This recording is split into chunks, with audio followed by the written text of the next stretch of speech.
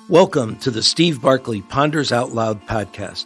As instructional coaches and school leaders, you have a challenge to guide continuous teacher growth that promotes student success. This podcast looks to support you with strategies from our experienced guests and insights that I've gathered across many years. I'm thrilled you're here. Thanks for listening.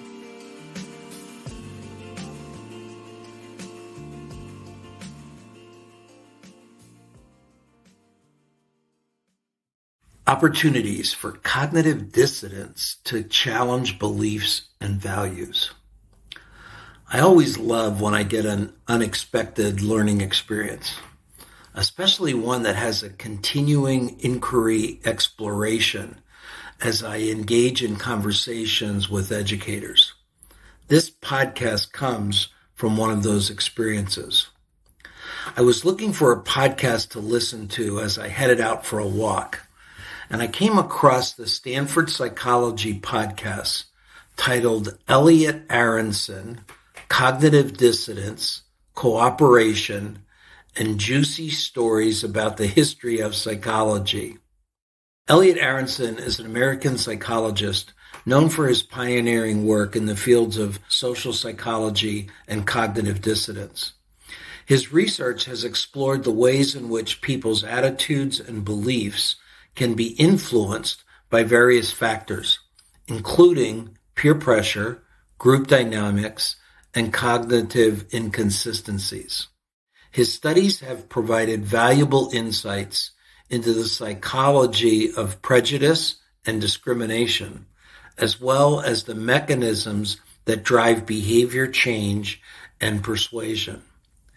I encourage you to listen to that podcast, which is linked in this podcast lead-in. I'm sure you'll be captured by Aronson's storytelling, which includes how at the age of 19 in college, majoring in economics, he accompanied a young woman who he wanted to date to her psychology class. There, he heard an instructor by the name of Abraham Maslow discussing the psychology of prejudice. As a young Jewish lad, Aronson had pondered the reasoning behind the prejudice that he had experienced. In the lecture, he shortly began taking notes, and as he describes, he lost the woman but gained a career. He switched his major to psychology the next day and began to study with Maslow. In the podcast interview, Aronson lays out the history of his work that led to the creation of the jigsaw strategy in teaching. This information was new to me, which is a little embarrassing, as I not only have used jigsaw for years as an instructional strategy, but I've taught the strategy to teachers. What insights are triggered for you as you hear Aronson detail the experience?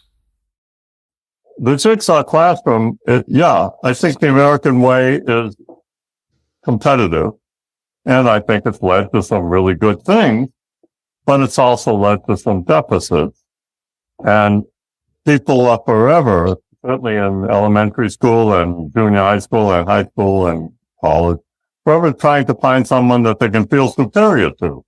And a lot of this prejudice, a lot of this white supremacy that's going on in this country right now is that people who are unhappy, especially, want to find somebody that they can feel superior to, want to find somebody that they can feel like I may not be making much money, I may be uneducated, but I'm sure better off than that guy. And that's a destructive kind of attitude. And what we did in the jigsaw classroom in developing it, again, that was another lucky break. I was at that time I was teaching at the University of Texas in Austin, Texas, when the Austin public schools were desegregated in 1971. And so black kids and white kids and Mexican American kids were brought together in the same classroom for the first time since the Civil War. It was an incredible thing. And as social psychologists, many of us believed when in 1954, when the Supreme Court decided that the notion that was the law of the land at the time was that it was okay to separate races. Segregation was okay in schools as long as the facilities were the same, as long or equal or equivalent. So that it was okay to have a school that was all black and another school that was all Mexican American and another school that was all white, as long as they had equal facilities. But what the Supreme Court in 1954 decided in a magnificent case in which social psychology played a role is that the mere act of separating kids by race or ethnicity makes the kids in the minority group feel that they're not as good or as worthy as the kids in the majority group, because a black kid is not going to think, oh, they're segregating me because I'm so much better than these white people. No, segregating me because the society at large thinks I'm not good enough. And that in and of itself makes it unequal psychologically.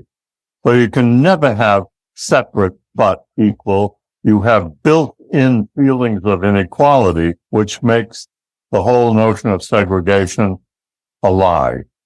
And that got overturned. So 17 years later, it took that long, Boston schools were finally desegregated and all hell broke loose. We thought desegregation would be a good thing. Social psychologists believe that since prejudice is largely a matter of ignorance, if you bring people together, equal people in the same classroom in contact with each other, they're going to learn to appreciate each other. Not so. When we observed the classroom, just to continue with the story, I had a former student who was now assistant superintendent of schools in the Austin school system. And when they desegregated and all these fistfights were breaking out across racial lines, black kids against white kids against Mexican American kids, bullying of all kinds, they really had to shut down many of the schools because of that. So this guy called me up and he says, hey, can you do something about this? Do you have any ideas? And I agreed to come in and try to do something, but only if we find something out that we think works. You give me carte blanche to use it in as many classrooms as I see fit. And because the schools were in crisis, with kids being at each other's throats, he agreed to that. And that's what allowed for the jigsaw classroom. And I didn't have any great ideas going in, but the first thing we did, my graduate students and I, is we observed several elementary school classrooms, and I sent them out in pairs, each looking at a different classroom, 4th, 5th, 6th grade. And I asked them to observe carefully and to write down the things they see and to rank order them in terms of frequency and power and stuff like that. And every pair came up with the same thing at the top of their list. The classroom is a very competitive place where kids are vying against each other for the teacher's respect and affection. Because especially in elementary school, the teacher is the second most important person in most kids' lives, second only to their mother. It's like the teacher is really important, and they want the teacher to respect and like them. So the teacher stands in front of the classroom, asks the question, and immediately 6 or 7 hands go up. And they're straining. They're lifting their asses out of their chairs to try to get her attention. It's a very powerful, competitive look to it.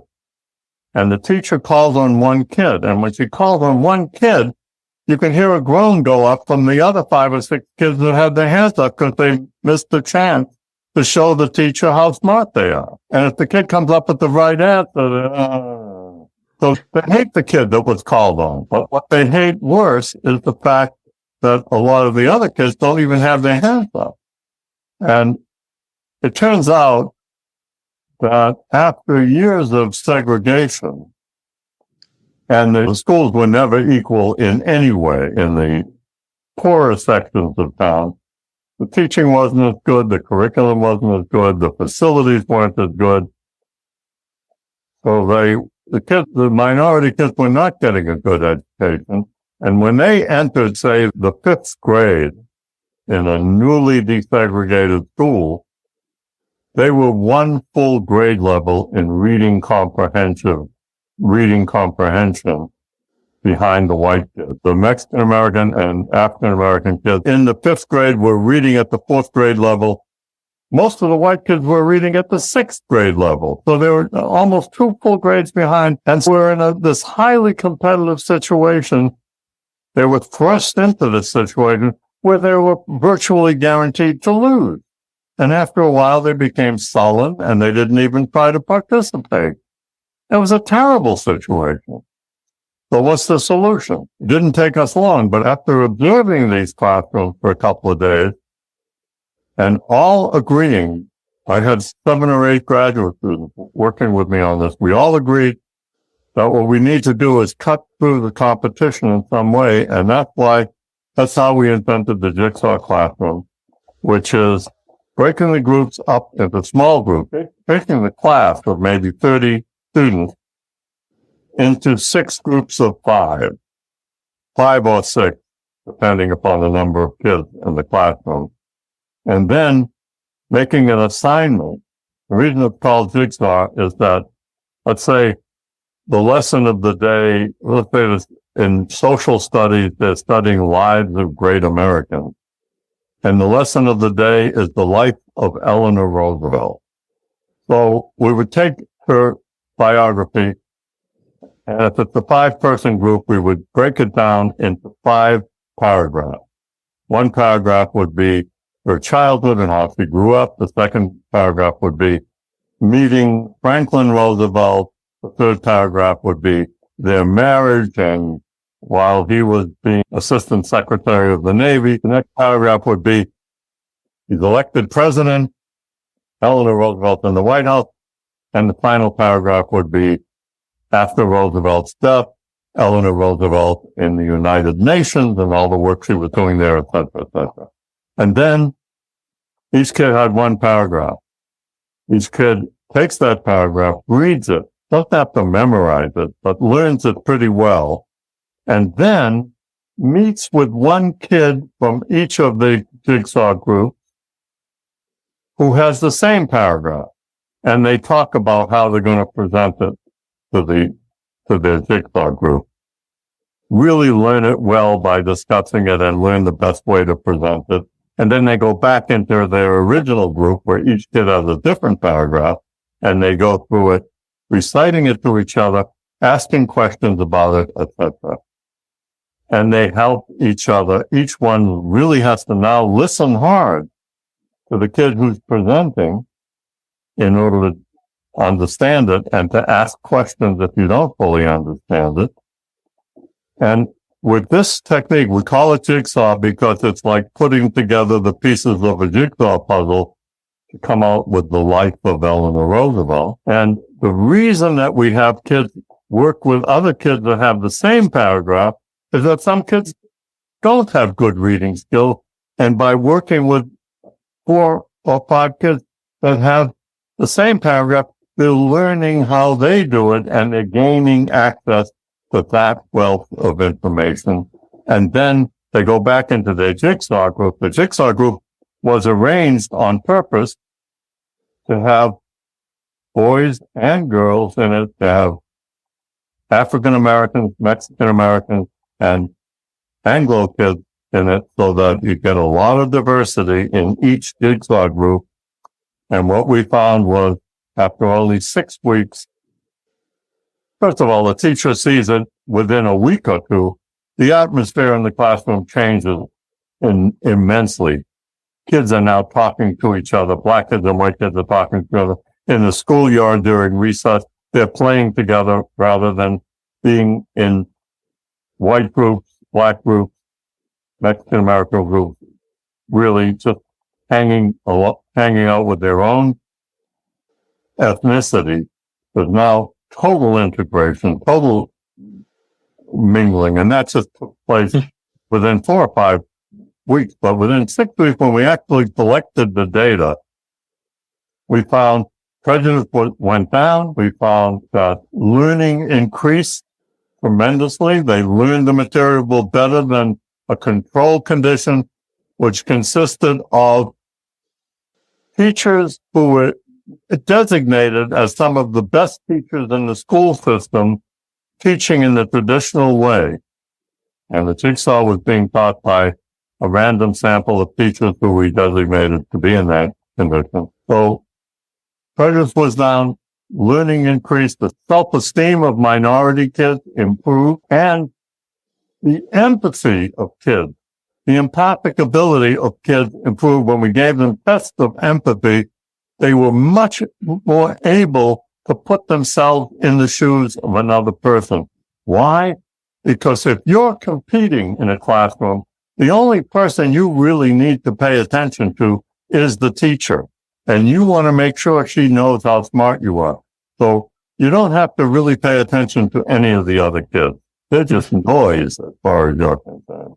But in the jigsaw classroom, you damn well better pay attention to each of the other kids, even if it's a kid you think is stupid or a kid you don't like because of his ethnicity or for any reason. You have to pay attention. And in paying attention, you begin to see that kid is a lot smarter, a lot nicer, a lot more articulate than you would have given him credit for, and you begin to like him more. You begin to appreciate him more. And this technique worked beautifully in every place that we ever used it over the next several years. I think that the current times and events triggered me to an even closer listening to Aronson's words. How about you? I know that I'll have a keener sense of observation as I use the jigsaw strategy and as I observe its use in teachers' classrooms. I'm also pondering how my coaching generates opportunities for teachers to grow from their cognitive dissonance. I'd love to hear your thoughts or questions that arise for you. As always, you can reach me at barkleypd.com. Thanks for listening. Thanks for listening, folks. I'd love to hear what you're pondering. You can find me on Twitter or LinkedIn at Steve Barkley, or send me your questions and find my videos and blogs at barkleypd.com.